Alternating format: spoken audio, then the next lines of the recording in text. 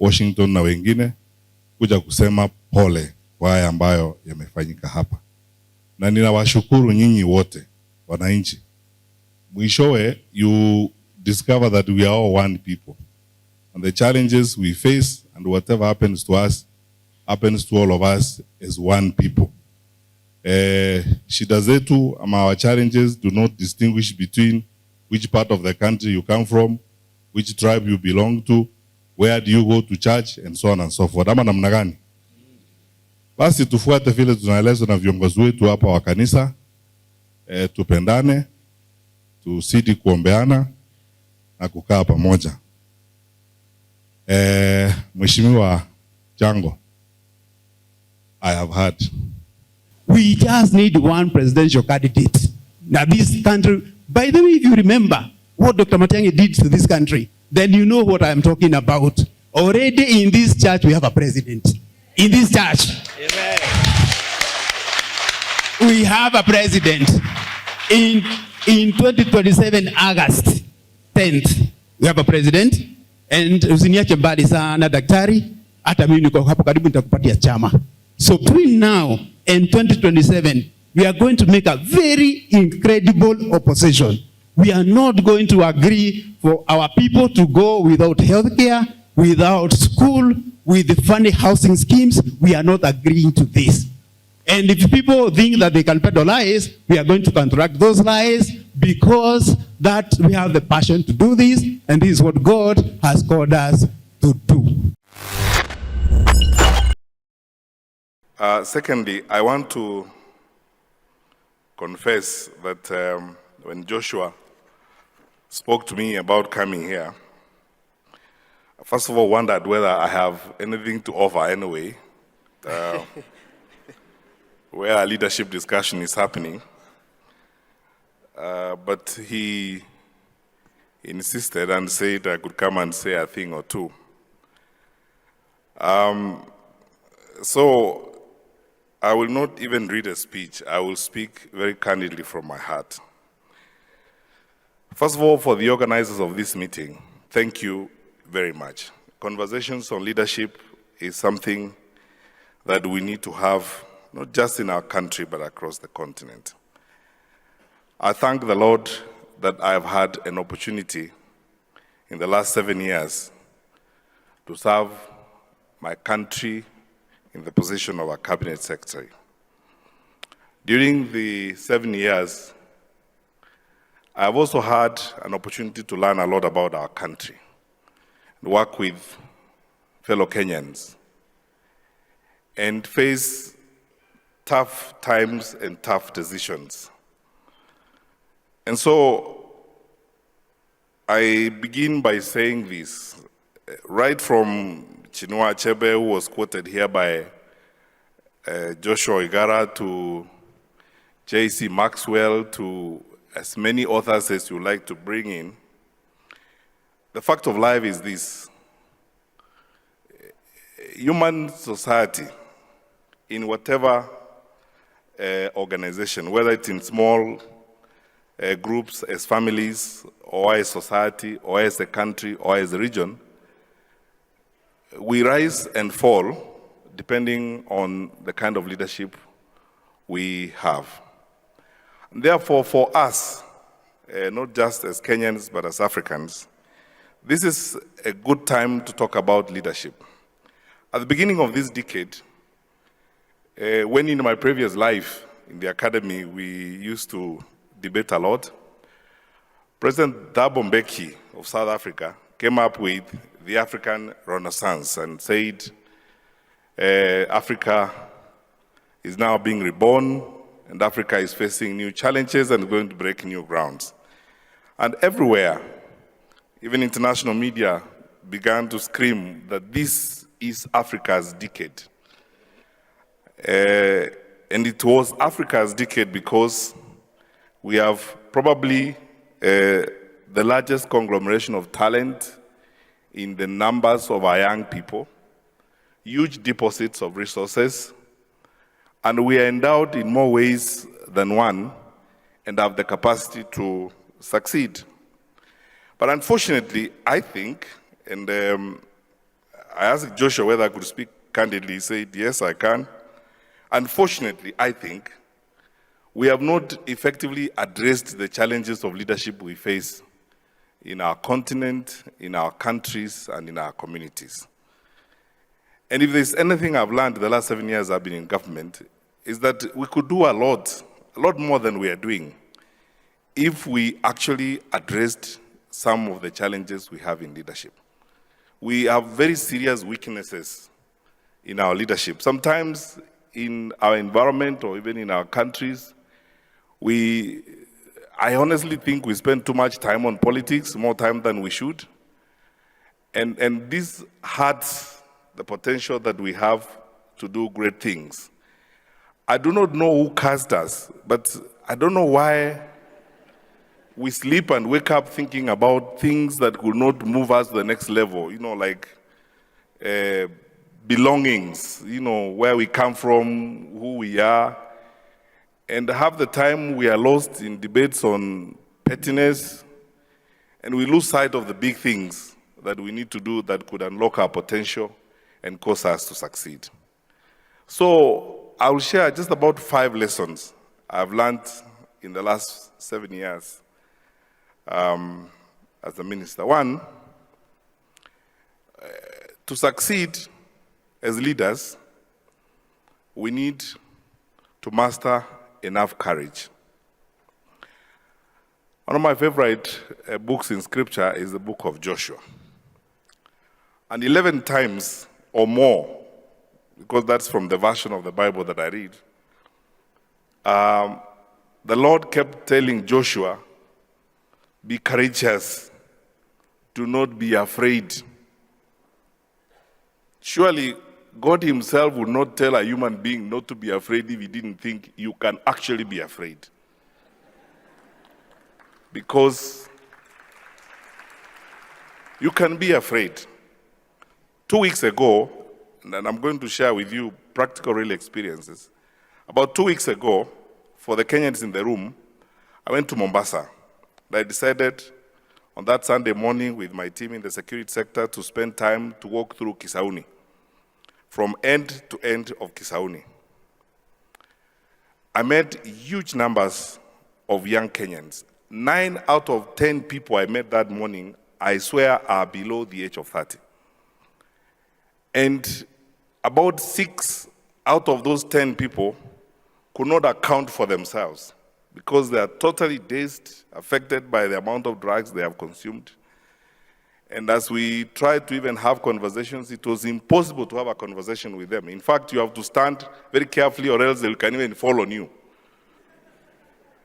And you can see in the lives of those people the effect of the weaknesses we've had in managing ourselves and how, because of our craze and worship for money, we have betrayed our own people in terms of protecting them against drug traffickers and drug dealers. And we actually stare the reality of losing almost a generation in that part of the country. And that is because of leadership. To confront challenges like those, you need courage.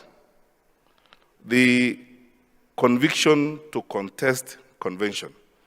When I came into government, the most common thing you hear in government is when you ask people, why can't we do this? The most common answer is, that is how we have always done it. We don't want to do it differently because this is the way we have always done it. And yet, that way we have always done it has not worked for us. Whether it is setting exams and selling them and rigging them and cooking up grades that do not exist, people tell you that's how we have always done it. Even when you ask a very simple question, why do we mark exams and complete the marking by December, and then wait to release the results in March? They tell you that's how we have always done it. Because in between here we have 3 months to cook results, to interfere with the results and do what needs to be done. We need courage. My brothers and sisters, there is no day like another in leadership. Every day is new, and every challenge is new. In most cases, the challenges we face are daunting, whether you're talking about leading your own family or leading your organization. You must start with the conviction to challenge convention, that I am going to ask the question, why can't we do it differently? When I was in the youth group in church, we used to sing a chorus that time, which ended like, dare to be a Daniel, and dare to stand alone, and dare to have a purpose, and live by it. So secondly, to succeed as leaders, really must have a purpose beyond self. We will not achieve anything as families, as communities, as a country, if we do not have in leadership the commitment to look beyond self. And again, let me tell you very sincerely, it's okay, it's fine and dandy actually to be a minister. I mean, you are paid well, you are driven around, you're even given bodyguards. You can drive for 7 days without going to the petrol station to fuel your car. But you know, you can also be lost in that sort of opulence and you do nothing for the people who in the first place are the reasons why you hold the position.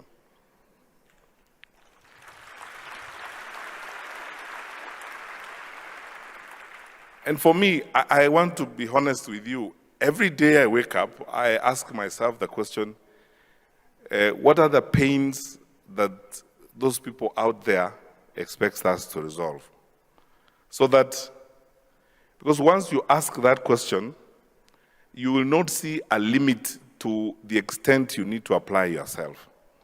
I have never seen a limit to the extent I would like to apply myself if I am going to solve a problem, because you think about the problems of those people. I used to meet people when I was Minister for Education who were very surprised that I would wake up at 3 a.m. in the morning to go to the containers. And I told them, I have no problem staying awake all night if that means that those children get genuine grades and they move forward in a genuine manner. My comfort means nothing. I could stay in my house, wake up in the morning, chances are that by the time I get to the door, there will be someone salute me, even if I've done nothing. Then be driven back left, enjoy the comfort of this life. But that hasn't changed the lives of the people for whom we actually, in the first place, are employed. So, our lives really must have a purpose. There must be something you live for. And that something cannot be the comfort of your office. And for us to make the change that we need to make, we must always ask ourselves that question. What do we live for? What is the purpose of what we are doing? One of my former bosses told me that if you leave an organization and people do not miss you, or no one misses anything you are doing, it means you ought not to have been there in the first place anyway, because you never made an impact. So I go around telling public servants, okay, if you can do nothing, at least plant even trees so that when you are gone, someone might say, these trees were planted here when so-and-so was the minister. At least do something, you know, as it were. At least do something. Move to the next level. Thirdly, there is no way we can achieve anything without sacrifice. Frankly speaking, leadership and sacrifice are two sides of one coin. We have to make sacrifices.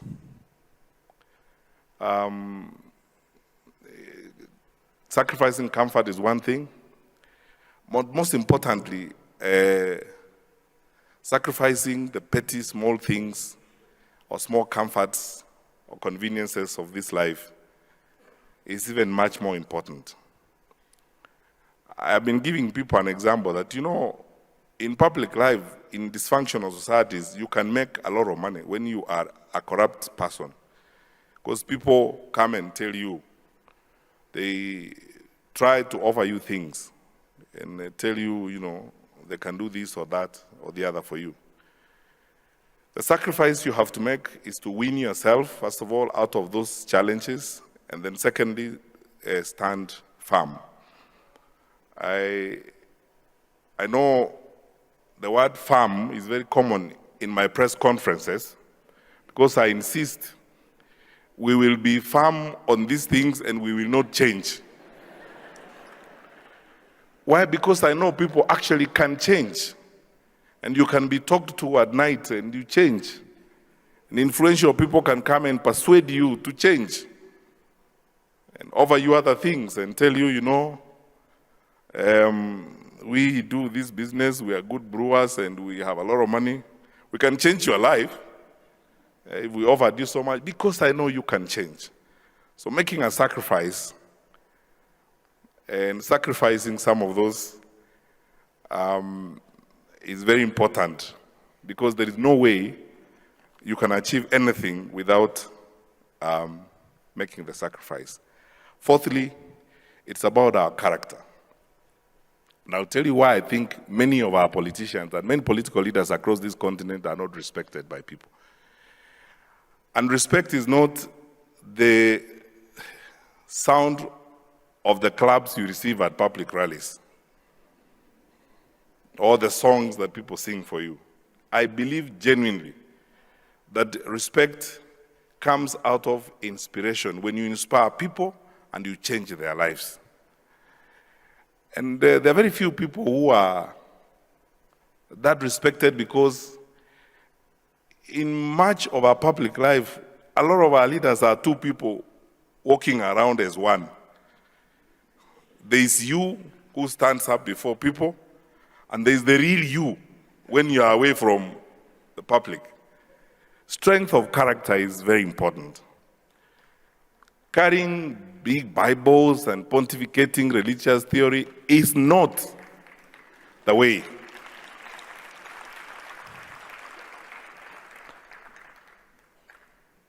We have to live what we tell people to do. And then sometimes, let me be honest with you, my brothers and sisters, sometimes plain, straightforward living is in itself leadership.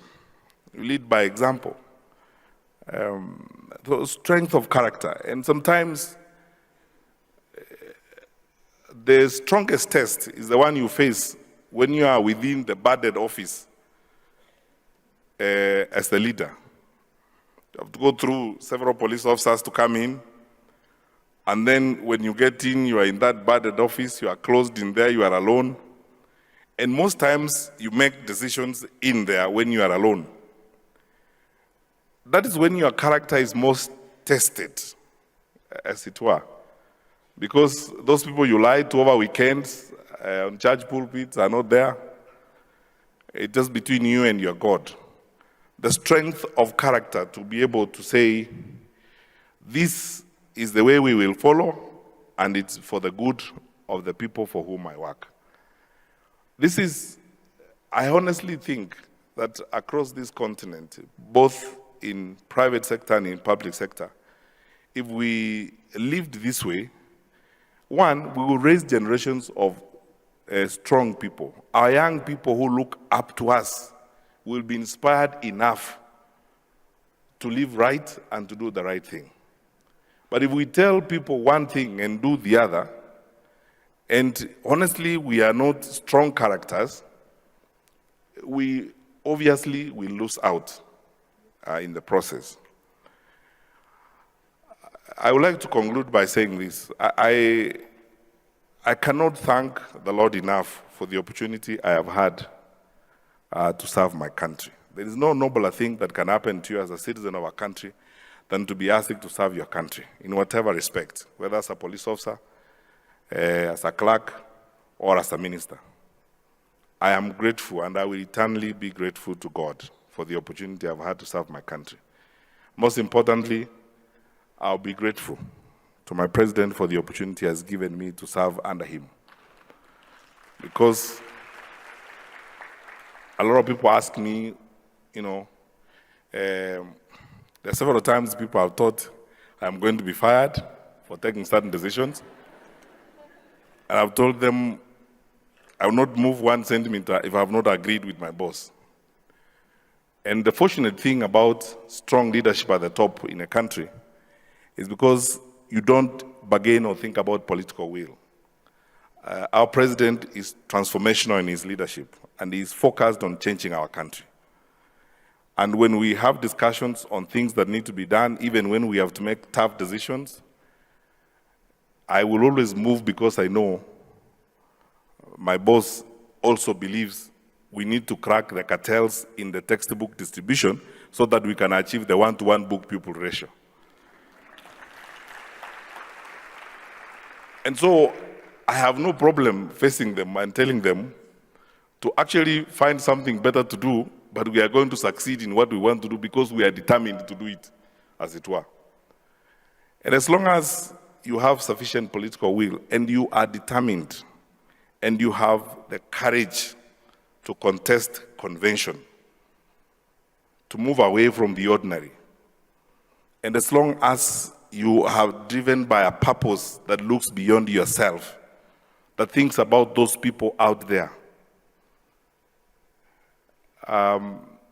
you will always succeed. I thank God for the experience I've had, and I'll close by sharing this experience with you. One day after the release of exams in 2017, I was coming home, and you know, Kenyans are very vulnerable. We express ourselves sometimes we don't hide. So a middle-aged woman met me on the queue at the airport in Dubai. And she asked me, "Are you Matiang'I?" I tried to tell her to lower her voice.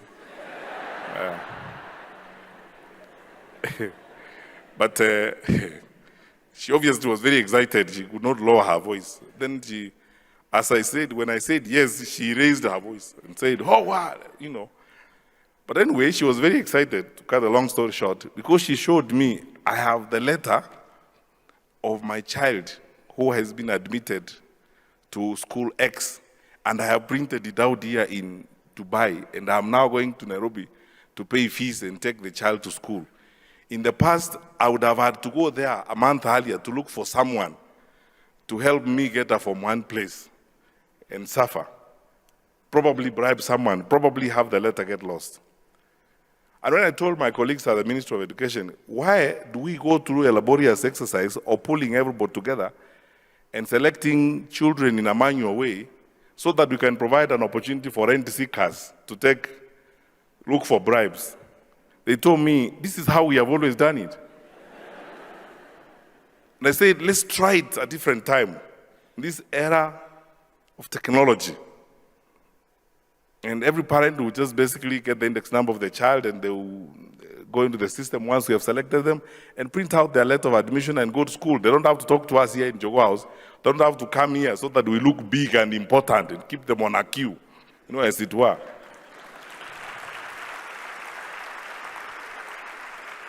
Because all they need is that simple thing. For many parents, they just need to get their letter and take their child to school. They don't need, and by them doing that, we will not have become small people anyway. We will still be the people we are here. But those people will have received the services they need, as it were. The second reason why I thank the Lord is that through these 7 years, I have seen how making radical decisions can actually affect people's lives in a positive way. And it changes people's lives. And